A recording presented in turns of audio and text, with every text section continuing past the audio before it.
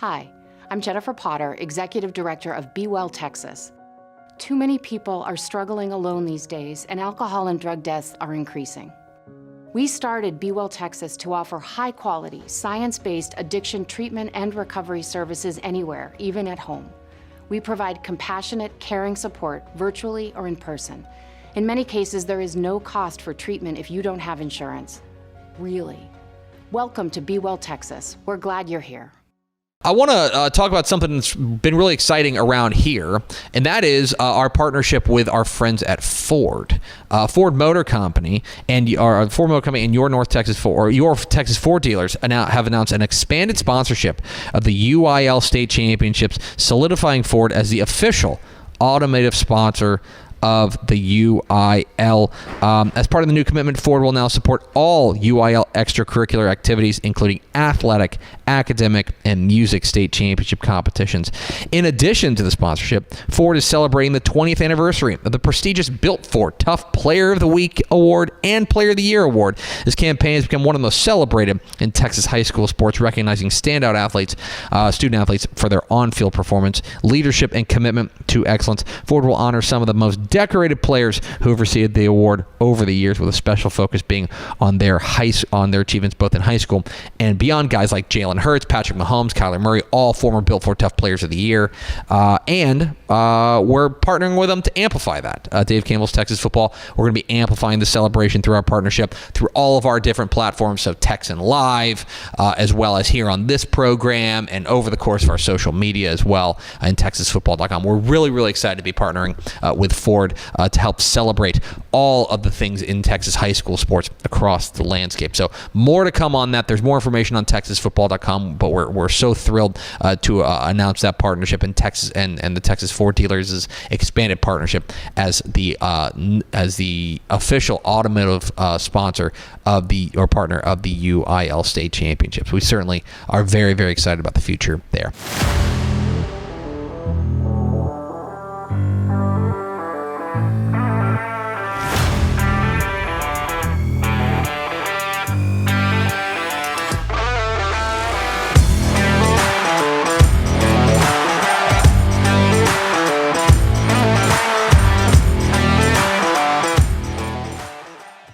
Hello and welcome into a special edition of the Dave Campbell's College Football Podcast.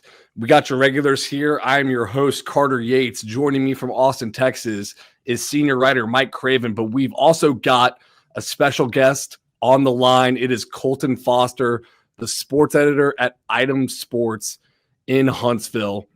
And Colton's going to talk about a 2025 preview of the Sam Houston football team. So many interesting storylines with this group. I mean, new coach, not playing in a home stadium, going down to the Houston Dynamo Stadium for every home game. Where do we want to start, Colton? Probably with the new coach, right? And Phil Longo. I mean, how's the honeymoon been? Yeah, I mean, new coach with Phil Longo. I feel like it's been an okay transition. One of Longo's things that he wanted to do, and I think he's told y'all too.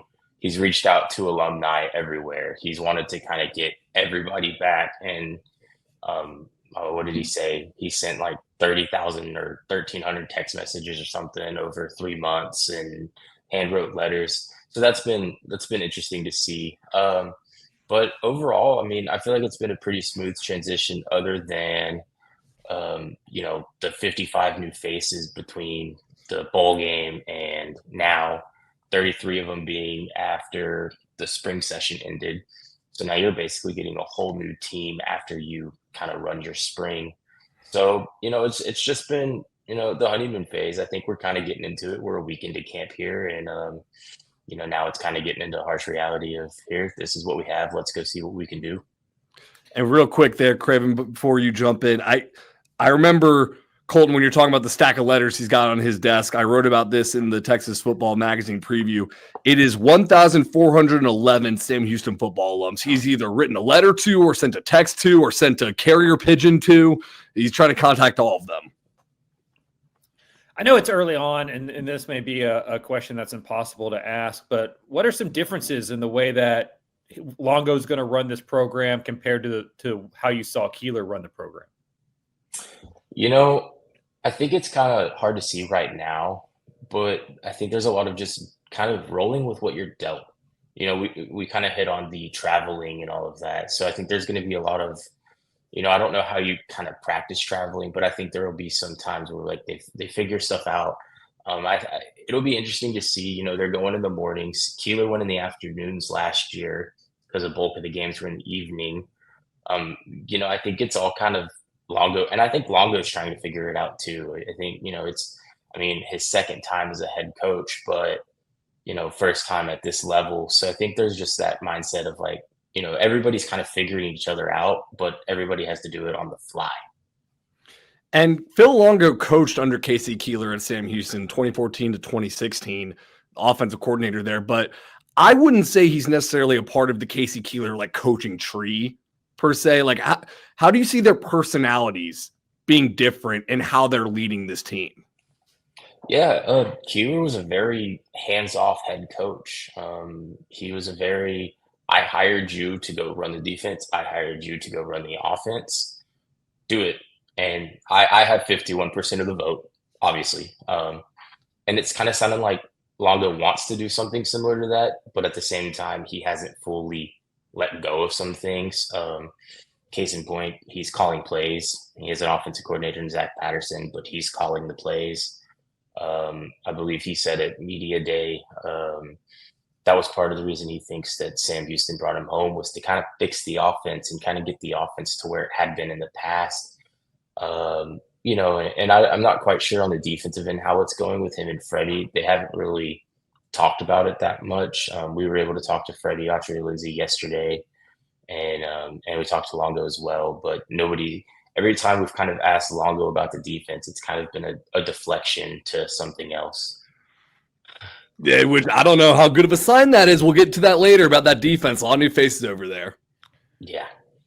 Before we get into the nuts and the bolts of the team on the football field, as we've mentioned, Sam Houston's not playing a home game. Bauer Stadium's getting a facelift. They're going to go play at Shell Energy, which is kind of South Houston. So it's 70, 75 miles, but depending on the timing, that could be 5 hours or 30 days to get through Houston traffic.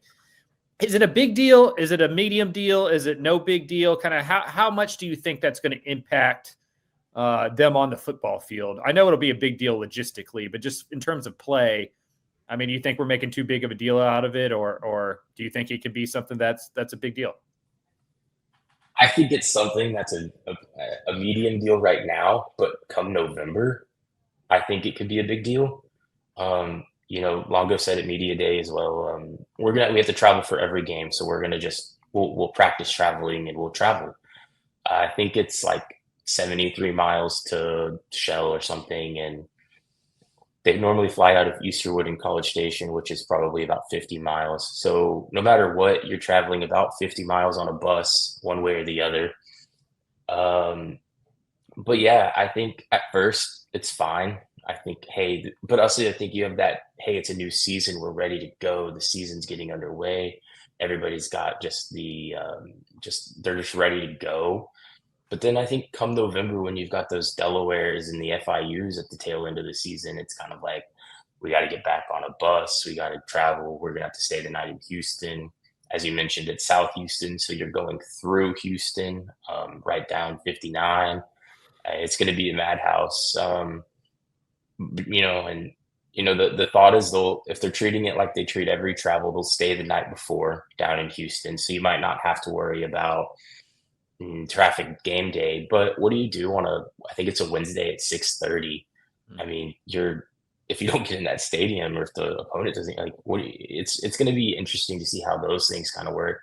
And from a staff standpoint too, because I mean, they're not going to be able to stay the night. But no, I think the travel, I think right now we're probably putting a little too much into it, but once you get into the thick of it and you start your travel, I think it'll get bad. I did the math the other day. I want to say the closest after Louisiana Tech departs, whenever that becomes, your closest trip is now Missouri State. And I want to say it's like 600 or 768 miles. So at the end of the day, I think it gets you prepared for something later. And Longo said, the guys up front are going to eat first. They're going to get the biggest spots on the bus. They're going to get the biggest seats on the plane. So I think if they kind of take care of the guys, then, they should be able to respond. We've talked about Longo as the new head coach. We talked about logistics. Let's talk about the football now for the 2025 season. Part of the reason he's brought in is to fix that offense, like you mentioned. What are some of the plans that he has, do you think, to fix it? What kind of style of offense should Sam Houston fans expect? What kind of is the personnel changes? Like, give us an offensive overview, Colton. Yeah, so I'd love to sit here and go into full depth, but Longo has very much said that they have the surprise of attack on there, or the attack of surprise, or whatever he says. Um, they want to go into Western Kentucky and have Western Kentucky going, well, what are they going to do? Obviously, Longo is an air raid guy, for whatever you want to call it. That's what he's tabbed as, but is the real question. He said he had a GA go in and they've run 100 plus more run plays. I don't think he's lying when he says they're going to do, or they're just going to let the offense kind of dictate itself, whether the running back room steps up or a quarterback steps up and can throw it. I think they really will. They brought back a lot of pieces on the offensive line that should gel well together, and they have filled in the holes that they need. So it'll be interesting to see kind of what they do. But if they can get a running back room built, I don't see why they can't run the ball. And should Hunter win this quarterback battle that is ongoing, then you can kind of bring in a quarterback run to the mix. So I really think, it's a coin flip on what he's going to do. I do think they'll probably be a little more pass heavy if they can do it. But at the end of the day, I think his first year at Sam, they ran for like 5,000 yards and threw for 3,000. So I don't want to say he's just going to sit out there and throw the ball every play. But I don't think they're going to sit there and run it. I think they'll bring a nice balance. And, for fans and for the players, I think it'll be a nice touch. We got to talk to Michael Phoenix yesterday, who is absolutely excited for this new offense, and talked about how last year's offense wasn't really built for receivers, and it, now it's built for receivers. So getting him and Aquavis Humphreys is going to be big for this, as long as somebody can get the ball to him when they need to. Speaking of getting the ball to him when they need to, is this offense a fit for Hunter Watson? Like, can you see him thriving in this kind of scheme? I think he can. I think he can. But I think it can't be a full air raid. I think his biggest struggle will be his arm strength and throwing the ball 50, 60 yards down the field. Now, if you run it where he can have kind of how he did last year, like in the Texas State game and at Rice, if you can have him be him and go and tuck a ball and run and get 10, 15, 20 yards, and then have him kind of pass it every now and again and then hand the ball off, I think he can be successful. But if you kind of went into a full air raid offense with it, I don't think he would have total success. I think he could find some, but I don't know. He doesn't seem built for this offense, kind of how Mabry Matoyer was and is and has now followed Longo. Well, whoever wins that quarterback job should be thrown to a pretty deep core of wide receivers. You mentioned Michael Phoenix talking about how this offense is really tailored for that group. What are your expectations of that wide receiver core? I mean, I think they have a chance to be awesome as long as they can have somebody get the ball to him. We kind of saw flashes last year with Michael Phoenix, but he was kind of down a little bit with the Quavis Humphreys and Simeon Evans, who transferred to UNT with the rest of the team. It felt like kind of showed out and showed up every game. So there was always it felt like everybody was kind of fighting for that wide receiver 2 spot or 3. So I think Phoenix can have a big year, especially on the other side of like a Quavis Humphreys, who 2 years ago Keeler said was a NFL talent just waiting. And then I believe he broke his foot that season, so he didn't really get to play. But yeah, no, the 2 of them will be good. You can mix in a Caleb Black in the mix, and there will be some depth there. They could go down a little ways. Keeler mentioned Longo mentioned yesterday that they would like to play X amount of receivers every game rather than just, hey, we want to have 1 or 2. They want to play 4 or 5. They want to be deep. And I think they have that, but I truthfully just think it comes down to if they can get the ball to them, if they're running flies every other play. Is Elijah Green the offensive transfer you're most excited to kind of see perform? Yeah, I think so. The running back room last year was absolutely gutted after the season. So it'll be interesting to see some new faces in there. And, they had success with the run game, but they didn't have that much. I mean, I guess they had middle of the road success. So it'd be nice to see him. He's from Indiana. He came from Indiana, so he's got the playoff experience or whatever you want to call that. He'll bring some excitement to this room. I think they went out and they used the portal the right way on this one and got, 3 guys out of it that all have some FBS experience and can help this room. But yeah, I think he's probably the most exciting one this year. At least on paper, for me, the offensive line seems pretty known. You've got Colt Dietrich, who was an all-conference freshman team guy last year. Luke Eckert, who goes from tackle to guard. I think James Dawn is going to play center after being a guard last year, but who knows? That's a big question mark for that offensive line. Do I have the read of this offense correctly where I like the wide receivers and I like the offensive line, but I have massive questions about the quarterback and running backs? Yeah, I think you are. I think that's really the key is what's going to happen on that back end. I mean, what's going to be the quarterback? Who's going to be the quarterback? Who's going to be the guy in the running back room that kind of steps up? I think the receivers are fine. I think the O-line might take a minute, but, I think they'll figure it out. They practice every day together. So at the end of the day, come, Western Kentucky on August 23rd, I think they'll have it figured out. But yeah, I think it really boils down to the quarterback and the running back room because, well, obviously those, your 2 biggest parts of the offense. But if you don't have a quarterback that can throw the ball in this offense, then you have to run it. And so if you're running it and you need one of the 3 transfers to kind of step up and be the guy, I feel. Mm-hmm. Before we move to the defense, I think Hunter Watson wins the job for week 0. He's just an experienced guy. He's played. You're on the road to play a conference game. You go with the senior who's been there. But who do you think plays the most snaps at quarterback by the end of the season?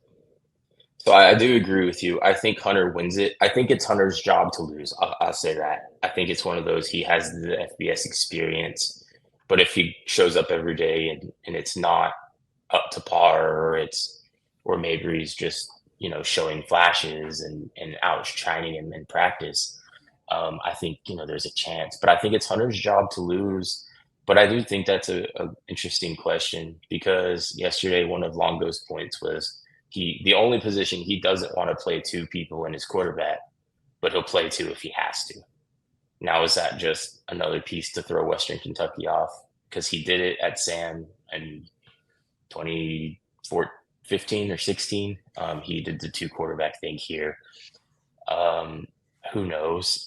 But I do think it'll be interesting because I feel like Keeler last year was I'm picking a quarterback and that's my quarterback. And 2 years ago, he did the same. But on game 3, he switched from Keegan to Grant Gunnell at the University of Houston game after, he's my quarterback. He's my quarterback. I think if Hunter does wind up winning it and gets it, I think you give him a month or 4 games. And if, you're not seeing it, maybe you make the change or you run a 2 quarterback scheme. But no, I think I don't know if he takes the most quarterback snaps come the end of it because, and we saw it last year with his just health wise. He plays hard, so sometimes he gets knocked out. So what happens if he gets knocked out and then Mabry comes in and throws a 97-yard touchdown to kickstart an offense?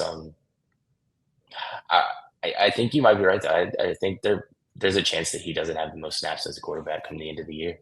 You want my tinfoil hat conspiracy of how this goes? Yeah, always.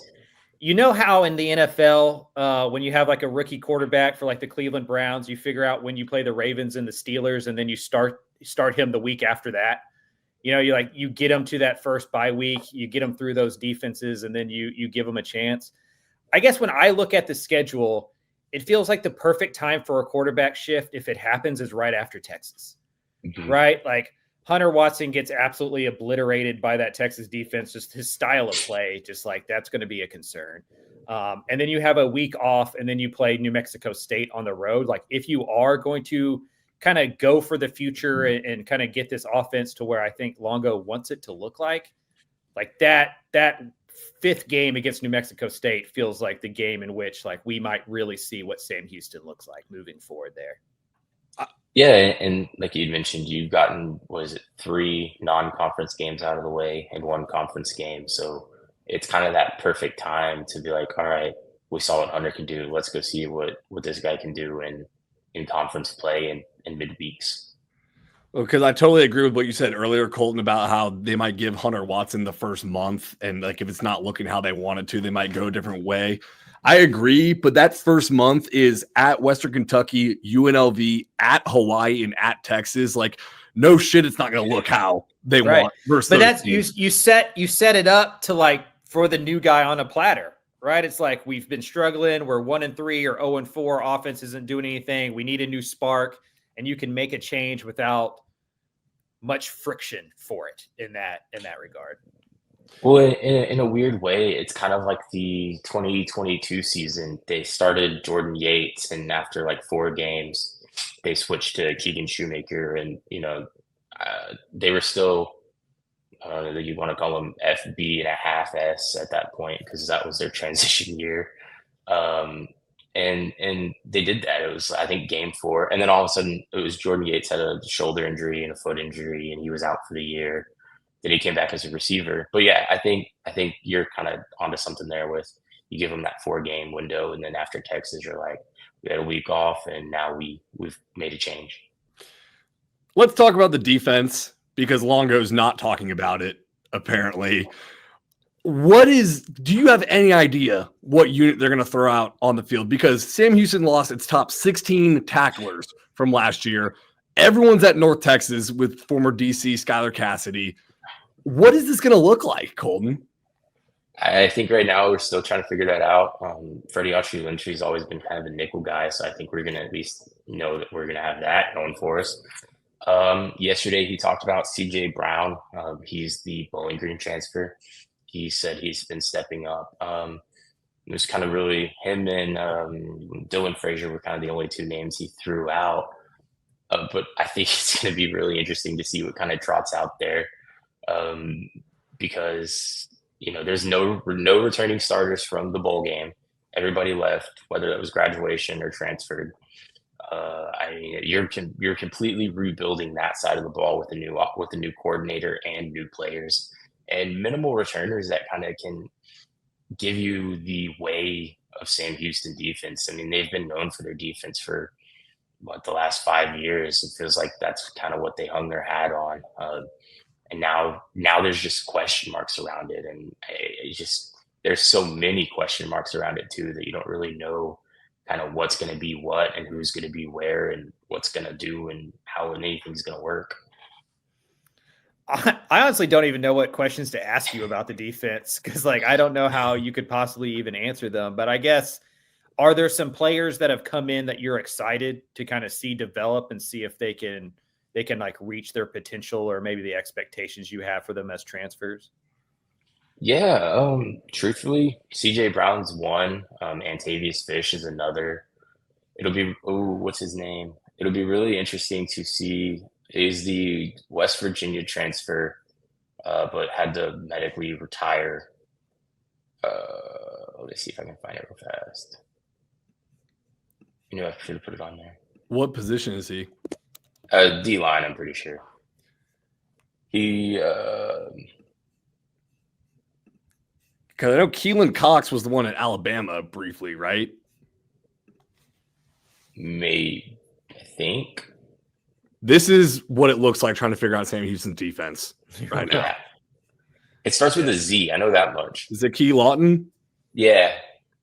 It'll be interesting to see how he can come back from a year or from having to medically retire at the end of it wasn't like he got hurt. It was, I think he played 1 game for West Virginia or Cincinnati. It was one of the 2. And then he did play again. It would be interesting to see kind of how he can bounce back. So he's coming out of medical retirement right now? Yeah. Yeah. All right. Let's roll. But really anybody on the defensive line, I think, is going to be kind of somebody to watch. And I mean, it's everybody's new. There's just so many different things that can go into it. I think literally, I mean, everybody's somebody to watch, but come probably that first depth chart, it'll be like, okay, so we finally have some guys that we can see. But yeah, I would focus on the D line as the guys to want to see reach their full potential and be key parts of this defense. I agree with you on that D-line point. There are some intriguing guys. So Keelan Cox, the defensive end, the guy, he had a cup of coffee at Alabama. Last year at Texas Southern, 9 tackles for loss, 6 sacks. And then Darian Jackson, the nose tackle, is pretty intriguing. 30 tackles and 5 sacks as a freshman at Mount San Antonio College. What is the strength of SMU's, I mean, not SMU, Sam Houston's defense? Is it defensive line, or is it secondary, or is it the linebackers with Antavius Fish and CJ Johnson? And this is probably a huge projection pick. I mean, I feel like you kind of have to go secondary having a Nichols coach. I don't know. It's kind of a weird, that's kind of his forte. But I think that's one of those that you kind of project that. But then at the end of I think the defensive line probably is going to be the most important, and at the end of the day, be the most successful part of this defense. I'm preparing myself for a Sam Houston offense that's explosive and a defense that's leaky in like a bizarro world situation over the last 5 years. Like, it's been the opposite. I wonder how fans are going to react to that. Yeah, it's kind of what I've been telling some friends and some guys that we work with here. It'd be interesting to see all the 45, 42 games and how many of those you can win. But yeah, I think the fans will be excited that the offense is going. But then I think you have why are we losing these games and we're still averaging 40, 50 points a game? It'll be really interesting to see kind of how that works. And it almost felt like the hire was kind of a donor hire in a sense. Yep. So, how do those guys feel, come the end of the season if their offense is going, but the defense isn't, it'll be really interesting from a fan standpoint. To that point, I feel like every time we put out a Sam Houston projection, we've had them under 6 wins and missing a bowl game. And then we just get crushed by the very vocal online community that is the Sam Houston fan base, which I love, by the way. They are a fun group on the internet. Do you think that they're setting themselves up for what are your expectations, I guess, of what this team can be in 2025? I think I'm pretty on par with y'all. I think I have them. Well, I think your ceiling is probably like an 8-4 or a 7-5. But I think your floor is 3-9. I think you can win some conference games from, having scoring points, but I think it really depends on how you come out against Western Kentucky. I think it's going to be very similar to last year. They came out against Rice and it was just boom, boom, boom. We're up 14-0 and Rice probably ran 5 plays. I think it was crazy. I think if you can have something like that, you can ride that momentum for a little bit. But if you come out and just lay an egg against Western, then it doesn't get any easier. You got a Dan Mullen-led UNLV team. Then you have to travel all the way to Hawaii, and then you get back from Hawaii and go play Texas. So if you can escape that first 4, 2-2, that's A+. Yeah. But if you go 1-3, I think you kind of have to wonder. And if you go 0-4, I think it's kind of, I don't see where you can get 6 wins if you don't win at least 1 or 2 of these first 4 games.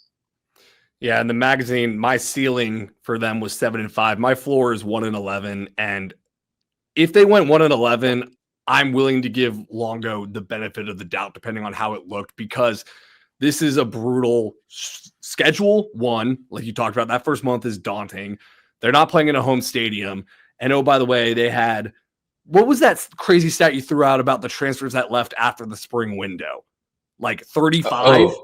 No, so they added 33 players after spring. Yeah. So those guys are getting there for fall camp. They didn't even go through a spring football. Yeah. When I went to Huntsville to do the magazine preview, I'm trying to ask Longo and Freddie Autry Lindsay about personnel questions, and they're brother, like we got a lot of guys coming in that aren't here yet that we're going to be banking on, you know? So there's just so many moving parts for this year one. And not only that, like last year they go 10-3, but they go 5-0 in one possession games. It's not like they dominated last year to go 10 games. Like they're going to be in a lot of close games. Like it's Conference USA. Like all of these are coin flips. So you could convince me they go 8-4. You could convince me they go 4-8, and I think I'd be equally surprised with both of them. If they go 8-4, Longo's the coach of the year. Like he wins. Yeah, 55 new faces. I feel like it's tough not to win that. How long do you think? Like, do you think? Let's say worst case scenario, Sam Houston goes 3-9. What do you think this fan base believes of the Longo hire and going into 2026? Does he get a mulligan? And this year, everybody understands that 55 new faces, not playing at a home stadium, this is a pretty impossible task. They go at Hawaii, at Oregon State. Just everything I think is against Sam Houston in 2025. Does he get kind of a free roll here in 2025, or do you think the fan base gets on him if this thing doesn't get back to a bowl? I mean, I think the fan base gets on him. Like you mentioned, the people on Twitter are going to be, 100% one way or the other. But I do think from a Sam perspective, he gets probably at least 2 years to figure it out. I mean, it is football, so it's a little different, but I mean, there's a lot of sports around here that had some unsuccessful years back to back to back to back and never really saw any coaching changes. So I think from a top standpoint, Longo's okay for probably 2 years. And I think that's kind of how a lot of coaches in the G5 are going to start being treated as, hey, we know that if you have success, either you're gone or your players are gone. So I think there's going to be a lot of, we're going to let you build and we're going to let you have a 2-year, 3-year window to see what you can do. Now, if you get into year 3 and you have 7 total wins, obviously, it's probably would be time for a change. But no, I think he gets this year as I don't want to say a free pass, but as a kind of a, hey, look, the cards were against you on this one. Let's see what you can do next year. Yeah, but for Hunter Watson fan on Twitter X, he gets 6 games. 6-game mulligan. Yeah, all those Twitter guys are going to say, hey, if we're 0-6, hey, everybody needs to go fire everybody. It's a sign of a good fan base, honestly, like how loud they are on social media. And Sam Houston. You don't want apathy. Like that, like you'd rather have like insane noise than no noise at all. Well, sorry. What did you make? Yeah, go ahead, Colton. I was just going to say, think about like, if you like baseball, your favorite baseball team, if they lose 3 games in a row out of a 162 game season, the season's over and, you're ready to throw in the towel. What did you make of the Phil Longo hire, Colton? Like what do you think? Was it a smashing success of a hire? Did they get their number one guy? Like, do you have questions about the hire? I feel like from the outside looking in, it's a bit of a polarizing hire. It could go one way or the other here. I mean, straight from when Keeler left for Temple, it was, all right, so is Phil Longo applying? Yeah. It was kind of always Longo, Powledge, or Sean Bell, not Brian, Sean. That was kind of always the 3, and that's the 3 that it boiled down to. I was not surprised with the Longo hire. I will say that. I thought it was probably going to happen, but at the same time, it was weird to. I think from a perspective standpoint, it's weird to bring in a fired offensive coordinator right off the bat to be a head coach. If you bring him in as an offensive coordinator or quarterbacks coach, it's okay. But he was let go from Wisconsin and then given a head job. It's really, just the surprise factor of that got me. But like you said, it is polarizing. I mean, I think there's a chance they come out and they go, 3-1 in their first 4, and we're all going, well, look at us. What do we know? But then, I feel like there's just so much of a coin flip this season on every aspect because of that. It's just going to be interesting to see. All righty, before I let you out of here, what is your official record prediction? Ooh, I think. Let's see. I'm gonna say they're gonna go 5-7 and get a bowl game.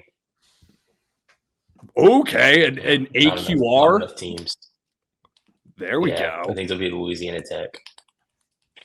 I love that hyper I just- specific prediction. I Well- don't know. It's so I want to sit here and say they're going to go 7-5 or whatever the math works out to, but then you sit there and go, well, then also I think they can go 2-11. Like so, I want to go that medium 5-7 with a bowl game. Split I think the that would be a difference good little year. bit. I think it'd do be a too. great year one. Yep. I think if you make a bowl, it's an A++, and if you can play respectable games, it's an A. Agree. Well, Sam Houston fans, follow along with Colton Foster all through the 2025 season. That'll do it for our Bearcats preview.